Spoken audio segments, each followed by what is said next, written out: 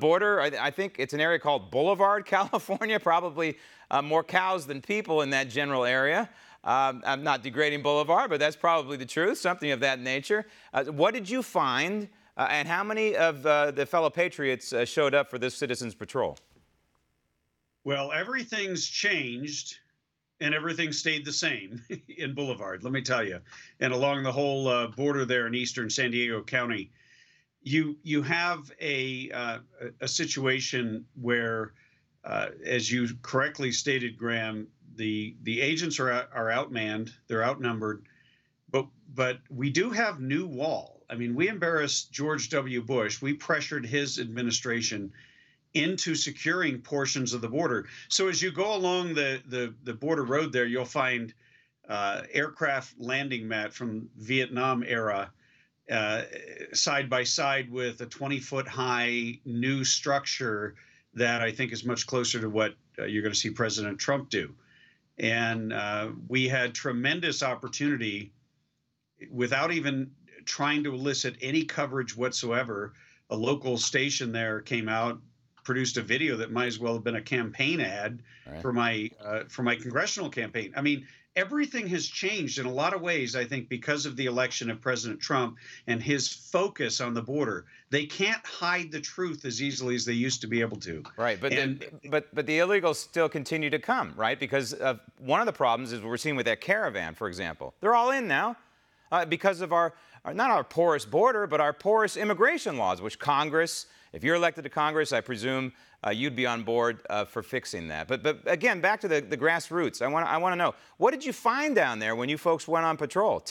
You're our eyes and our ears of the border that, you know, millions and millions of Americans don't get to go down there. You did. Did you see illegals? Did you apprehend any? Did you make contact with coyotes? What about the garbage situation? What did you see? Well, in the area that we were, it's not as much the garbage and the pollution that you see and the sewage and all that. But it's the same exact story. So you have a road. The Border Patrol keeps the road.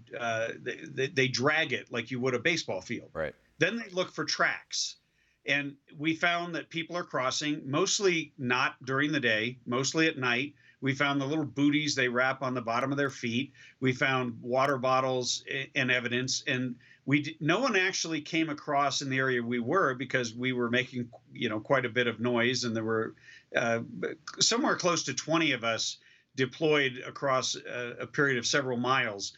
And so in that smuggling corridor, you could see across the border in the dark of night all of these little houses that are unoccupied. All of a sudden, there's flashlights and there's lights going on and there's generators turning on because they're safe house crossing points. And we spotted a number of the spotters. But the interesting thing is the spotters weren't working the Mexican side of the border. They were on our side of the border. And, Amazing. And you should see the agents. They're always alone in a vehicle. And they in the heat of the day, they sit under these just metal shade sheds that are nothing more than a little bit of the same stuff they built the border wall out of. Right. Yeah, as you noted, material that's been dated decades ago, Vietnam era or what have you. Now, you're running for Congress, and someone is cynical, not like me, but they might say, oh, this is just a publicity stunt. But, there are tens of millions of Americans who are rooting for you, Tim, that want you to continue with the Minutemen. Is this going to continue on, augmenting Border Patrol? Absolutely. The folks who turned out are fantastic, by the way. We had the California State Militia. We had Oath Keepers. These are squared away people who have been training. These are people who have a strong discipline, who understood the protocol that we were looking for. And look, let's be clear. We were not there to apprehend anyone. Had we seen actual people crossing, they would have been reported immediately. We would have tracked their whereabouts and continued to report and update Border Patrol. The only time there would have been any sort of contact would have been if someone had posed a threat. And what we did hear from Border Patrol and some other sources down there is the border's getting tighter. And so there's a lot of this, the cartels are moving through with heavily armed guards, which they didn't always do.